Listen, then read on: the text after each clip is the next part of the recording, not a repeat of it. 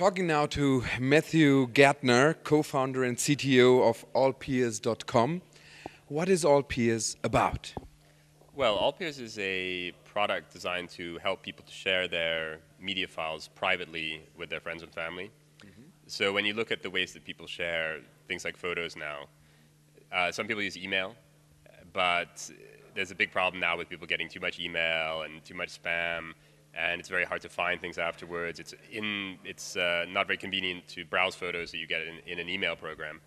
And so people started to move to web-based offerings like Flickr. It's probably one that a lot of people know, and you can upload your photos to the web.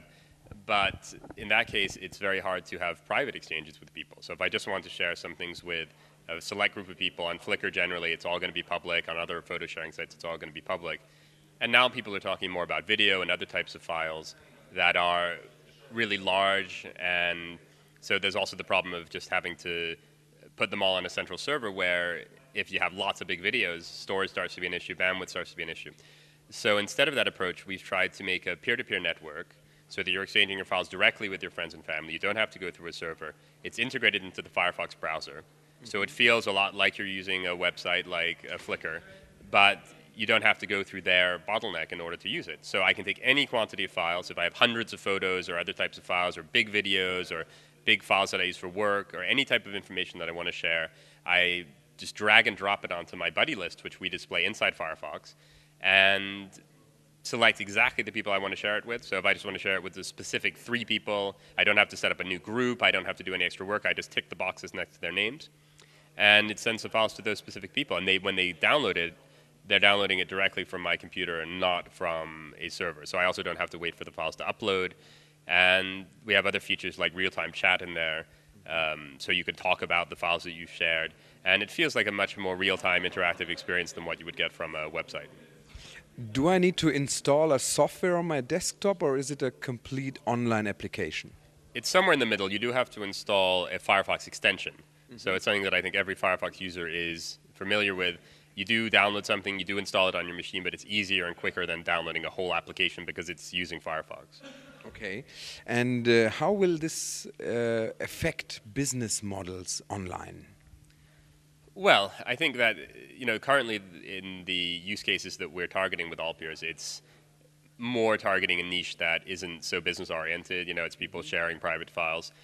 But in the future, we're certainly looking at providing more connectivity to public content and things like that.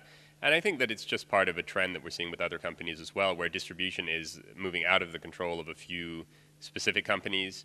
In the past, before the web came along, if you wanted to have a TV station, you had to, this is something I'm sure you know very well, you had to have an agreement with the cable provider, or even harder was to get some piece of the broadcast spectrum. For music, you would have to have agreements with Tower Records and Virgin Records and be able to get your CDs into stores.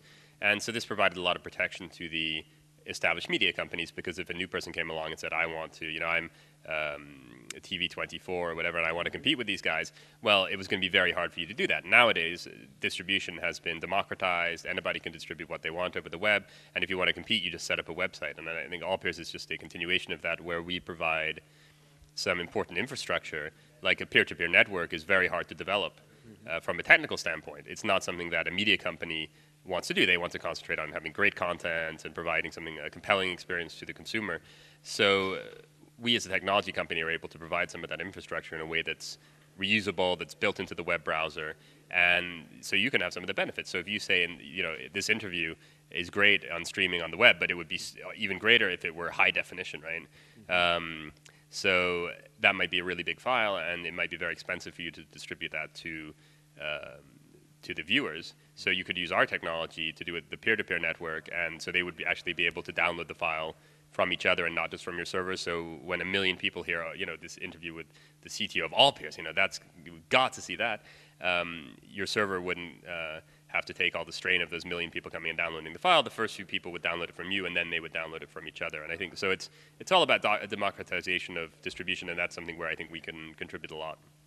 And what difficulties do you see about digital rights? DRM is an important issue. What do you think personally about that? Well, what I think is that the media companies see the trend, and exactly what I was just talking about. They see that these monopolies on distribution that they used to have are going away, that they're not going to have the same protection from competition that they had in the past, and their reaction, understandably, I think, has been to try to find a replacement, try to find another way to maintain that lock-in. And what they chose is this DRM, these digital rights management technologies, which they call it digital rights management. It sounds very nice and probably something that would be good and useful, but what it's really doing is it's taking away a lot of power from the consumer to do what they want with that content. And it's also very complex technology, so there are often technical problems. So it's very frustrating to make that decision to buy content, and even though in not many cases you can get it for free, and to pay and to download it and then find that you're going to have problems viewing it, or when you change computers, you're not going to be able to see it anymore because they've locked it to that specific computer that you have, or you just bought a portable video player, but you can't watch it on that. And the result of that is that people aren't buying as much content online as they could be, because what the DRM is doing is, in effect, lowering the value of that content for them because they can't do as much with it. And that's not good for the media companies, and it's especially not good for the media companies in a world where it is pretty easy to get content illegally and for free. And the way to get people to pay for the content is to make it as valuable as possible to them, not to reduce value. So I think that in order for these media companies to succeed online, they need to accept that the distribution monopolies are gone forever, that they're not going to be able to replace them with something like DRM, and find other ways to compete based on the merits of their offering. And the good news is that we're starting to see that happen. There was a recent announcement by EMI that they're distributing their music without DRM on iTunes, which was unimaginable 2 years ago, let's say. It would have been impossible to imagine that happening. Universal just announced that they're doing the same, not yet on iTunes, but on other sites and distribution channels to provide DRM-free music. So I think that it's going to go away, but it's taken a long time with people like me and a lot of other people explaining why it wasn't a good path for the media companies to take for them to accept that fact. Thank you very much for being here and giving us such valuable information. We wish you all the best in the future, and really thank you of you being here. Thank you, my pleasure.